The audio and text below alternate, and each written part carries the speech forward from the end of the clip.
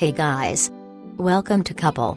Please like and subscribe if you like the video. More than 5 months after Hurricanes Irma and Maria knocked out power to Marisol Rodriguez's home in San Juan, Puerto Rico, the lights finally came back on Friday. "I started to cry," she said.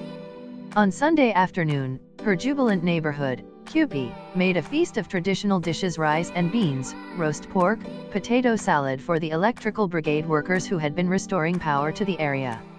"It was a great time," Rodriguez said. By 9 p.m., the power was out again. An explosion and a fire at an electrical substation on Sunday night knocked out power to parts of San Juan as well as several other northern municipalities in the metro area, utility officials said. The latest blackout highlighted how fragile the island's electrical system remains as the U.S. territory has struggled to recover from the Category 4 and 5 hurricanes that essentially wiped out power to the whole island. By Monday, electricity had been restored to a majority of the customers who were affected by Sunday's outage, according to the Puerto Rico Electric Power Authority, PREPA. Power had returned to Puerto Rico's largest public hospital and its main international airport, according to the Associated Press. At the moment, most of the clients that were affected by this event already have electricity service, and we are working to restore the service as soon as possible to the remaining clients in the sectors of Trujillo Alto and Cuple, Justo Gonzalez Torres, PREPA's executive director, said in a statement Monday. Photos posted to PREPA's Twitter account showed charred equipment where a switch exploded at the substation in Monticello. "We started a damage assessment process to see what failed," Gonzalez said in the statement. "We understand that it could have been a mechanical failure within the system. We have to look at the lines that arrive at the Monticello Transmission Center and check the substations that were affected. More than 75% of customers, or more than 1.1 million people, now have their electricity restored," PREPA said. But that leaves more than 400,000 PREPA customers still without power nearly 5 months after Hurricane Maria made landfall. Recovery efforts have been marred by the island's outdated power grid, a lack of supplies and a controversial contract that was later cancelled.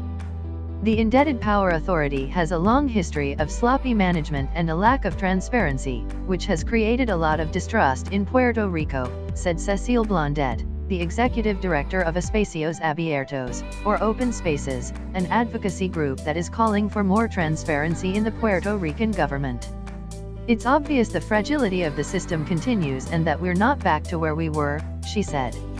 "Even the people that have no power, they have no certainty whether that power is going to continue to be supplied or not." Rodriguez said the anger and anxiety of the last few months returned when the power went out again on Sunday. "It was frustrating," she said. "They didn't let me get used to having light." Although her family used a generator after the storm for a few hours each day, she said you never get used to living without electricity for that long. Rodriguez's home had its power restored again early Monday, but she said she was worried that she would have to continue to deal with outages. "You are always with uncertainty," she said. "What we know today as the Electric Power Authority does not work and cannot continue to operate like this," he said. The system is 28 years older than the average electrical utility in the U.S., Rossello added in a televised speech. Blondet said privatization in itself would not be a quick solution for the people of Puerto Rico, and her organization was concerned about competing interests involved in the process. "We don't see a solution in the near future for this situation," she said. "The blackout last night once again left us in the dark, not only because we had no power but because we had little information as to what was happening," she said. "Even people with power now, we continue to be in the dark."